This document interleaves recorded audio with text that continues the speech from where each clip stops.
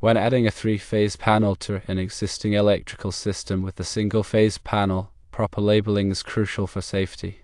Because the new panel will not be in the same room as the existing one, clear and informative labels are required at each panel to indicate the presence of the other. The goal is to prevent accidental work on live circuits and ensure that anyone working on either panel knows to de-energize both before starting work. One must start with panel A, which is the single-phase panel. The recommended label verbiage is as follows. Caution: additional electrical panel present at location of panel B. Turn off power at this panel and at location of panel B before working on either panel. For panel B, which is the three-phase panel, the label should read caution: additional electrical panel present at location of panel A. Turn off power at this panel and at location of panel A before working on either panel. Several additional notes should be taken into account to ensure effective labeling. Firstly, labels must be clearly visible. The label should be placed in a location on the panel where they can be easily seen and read. Avoid placing labels behind obstructions or in areas where they could be easily overlooked. Secondly, labels must be permanently attached. Use a durable material that will not fade or peel off over time. Engraved labels or labels made from weather-resistant materials are good choices. Ensure that the adhesive used is strong enough to withstand the environmental conditions in which the panel is located. Thirdly, one might consider using warning symbols or color coding to make the labels more noticeable. Use standard electrical warning symbols to draw attention to the labels. Consider using a bright color, such as red or yellow, for the labels to make them stand out. Fourthly, local electrical inspector consultation. Some jurisdictions may have specific requirements for the wording or content of such labels, so it is advisable to consult with the local electrical inspector. They can provide guidance on the specific requirements in your area and ensure that your labels meet all applicable codes and regulations. The following points detail what to consider to ensure proper labeling. Firstly, label content. The label should include clear and concise information about the presence of another panel. It should also include instructions to turn off power at both panels before working on either one. The language should be easy to understand and avoid technical jargon. Secondly, label placement. Place the label in a prominent location on the panel, such as near the main breaker or on the inside of the panel door. Ensure that the label is not obstructed by other equipment or wiring. Thirdly, label size. The size of the label should be appropriate for the size of the panel and the amount of information being conveyed. The text should be large enough to be easily read from a reasonable distance. Fourthly, material durability. Use a durable material that can withstand the environmental conditions in which the panel is located. Avoid using paper labels that can easily tear or fade. Fifthly, adhesion quality. Ensure that the adhesive used to attach the label is strong enough to keep the label securely in place. Clean the surface of the panel before applying the label to ensure proper adhesion. Sixthly, professional appearance. The label should have a professional appearance and be neatly applied to the panel.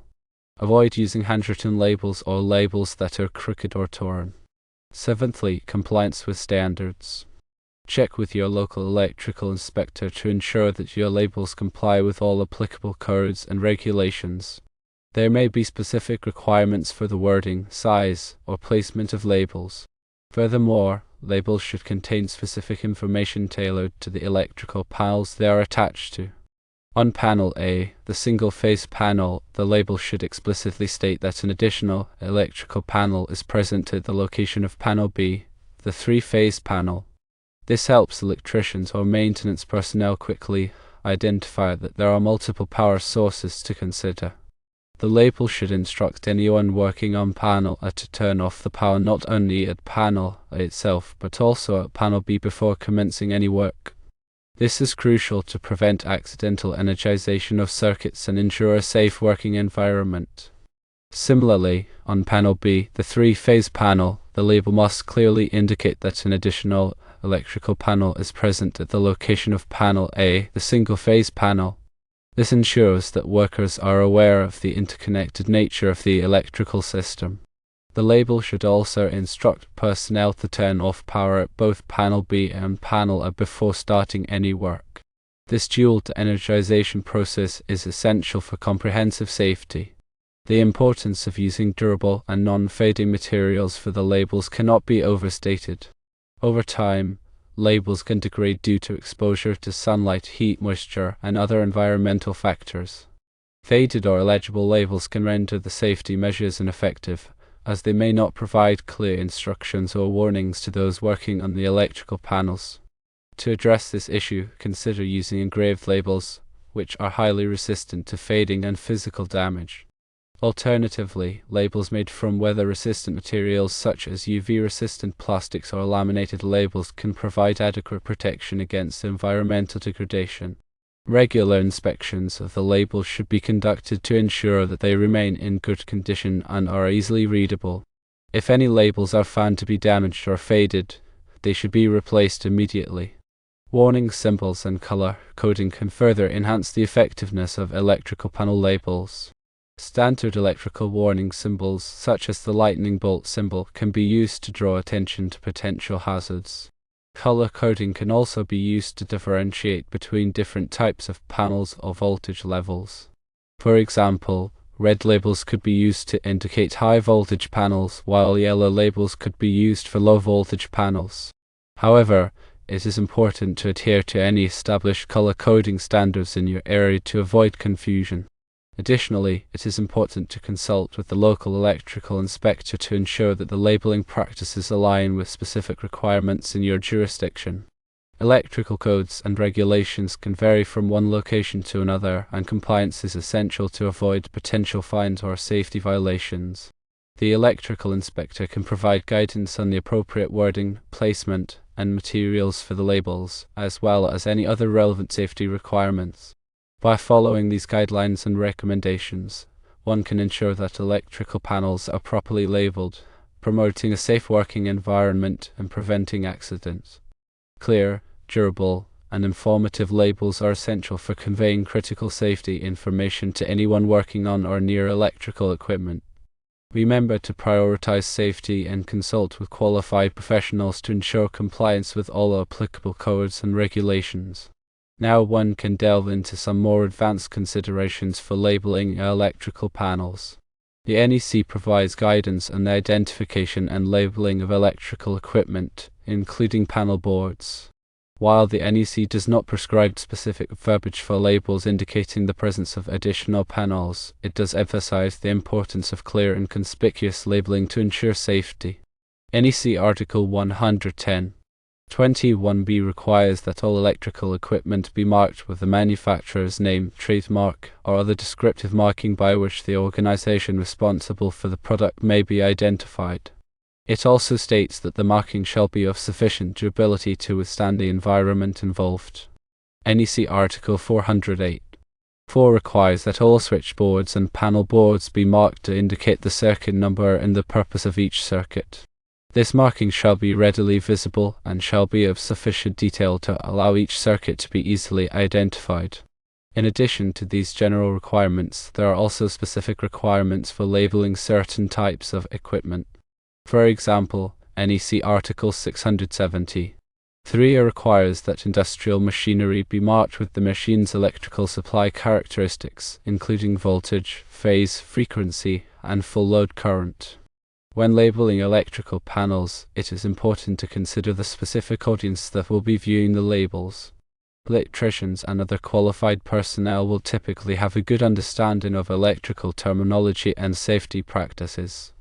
However, other individuals, such as maintenance workers or building occupants, may not have the same level of knowledge. Therefore, it is important to use language that is clear and easy to understand, avoiding technical jargon whenever possible. In addition to the basic information about the presence of additional panels and the need to de-energize both before working on either one might also consider including other relevant information on the labels. This could include the voltage of the panels, the amperage of the main breakers, and the types of circuits served by each panel. This additional information can be helpful for troubleshooting and maintenance purposes. It is also important to ensure that the labels are properly maintained over time. Regular inspection should be conducted to check for damage, fading, or peeling. If any labels are found to be in poor condition, they should be replaced immediately. It is also a good idea to keep a record of all labels that have been installed, including the date of installation and the location of each label. This can be helpful for tracking down labels that need to be replaced. The NEC requires that all electrical work be performed in a neat and workmanlike manner. This includes the installation of labels. Labels should be neatly applied and securely attached to the panels. Avoid using handwritten labels or labels that are crooked or torn. A professional-looking label will convey a sense of professionalism and attention to detail. In addition to the specific requirements for labeling electrical panels, there are also some general safety practices that should be followed when working with electricity. Always de-energize the circuit before working on it. Use appropriate personal protective equipment such as gloves and safety glasses. Be aware of your surroundings and avoid contact with live electrical parts. If you are not qualified to work on electrical equipment, hire a qualified electrician. By following these safety practices, you can reduce the risk of electrical shock and other injuries. There are various types of labels available for electrical panels, each with its own advantages and disadvantages. Engraved labels are very durable and resistant to fading, but they can be more expensive than other types of labels. Printed labels are less expensive, but they may not be as durable. Laminated labels offer a good balance of durability and affordability. Self-adhesive labels are easy to apply, but they may not adhere well to all surfaces. The best type of label for a particular application will depend on the specific requirements of the job. When choosing a label material, it is important to consider the environmental conditions in which the label will be used. If the label will be exposed to sunlight, moisture, or extreme temperatures, it is important to choose a material that is resistant to these conditions. It is also important to choose a material that is compatible with the surface to which the label will be applied. Some materials may not adhere well to certain surfaces. In addition to the material of the label, it is also important to consider the adhesive. The adhesive should be strong enough to hold the label securely in place, but it should also be easy to remove without damaging the surface to which the label is applied. Some adhesives may leave a residue when they are removed. When applying labels to electrical panels, it is important to follow the manufacturer's instructions carefully. Clean the surface of the panel before applying the label. Make sure that the label is properly aligned before pressing it into place. Use a roller or squeegee to remove any air bubbles. Allow the adhesive to cure completely before exposing the label to moisture or extreme temperatures. It is also important to consider the placement of the labels. The labels should be placed in a location where they are easily visible and accessible. Avoid placing labels behind obstructions or in areas where they could be easily damaged. The labels should also be placed in a location where they will not interfere with the operation of the electrical panel. In addition to the specific requirements for labeling electrical panels, there are also some general best practices that should be followed. Develop a consistent labeling system for all electrical panels in your facility. This will make it easier for workers to identify and locate the correct panels. Use clear and concise language on the labels. Avoid using technical jargon or abbreviations that may not be understood by all workers. Keep a record of all labels that have been installed. This will make it easier to track down labels that need to be replaced. Inspect the labels regularly to ensure that they are in good condition. Replace any labels that are damaged, faded, or illegible. Train workers in the proper procedures for identifying and labeling electrical panels. This will help to ensure that the labeling system is used effectively. By following these best practices, one can improve the safety and efficiency of the electrical system. Remember that electrical safety is everyone's responsibility. By taking the time to properly label electrical panels, one can help to prevent accidents and injuries. The electrical inspector in Indianapolis or any other jurisdiction serves as a valuable resource for ensuring compliance with local electrical codes and regulations. They can provide guidance on the specific requirements for labeling electrical panels in the area, as well as answer any questions or concerns one may have. Consulting with the electrical inspector can help to avoid potential fines or safety violations and ensure that the electrical system is safe and compliant. When preparing to install a new electrical panel, it is advisable to contact the local electrical inspector early in the process. They can review the plans and specifications for the installation and provide feedback on any potential issues. This can help to avoid costly rework later on. The electrical inspector can also provide guidance on the proper procedures for inspecting and testing the electrical system. This can help to ensure that the system is safe and operating properly. In addition to the electrical inspector, there are also a number of other resources available to help with electrical safety. The NEC is a comprehensive set of standards for electrical installations. The National Fire Protection Association (NFPA) offers a variety of training courses and resources on electrical safety. The Occupational Safety and Health Administration (OSHA) provides information and guidance on workplace safety, including electrical safety. By taking advantage of these resources, one can improve their knowledge of electrical safety and reduce the risk of accidents and injuries. Remember, electrical safety is a continuous process. It is important to stay up to date on the latest codes and regulations and to follow safe work practices at all times.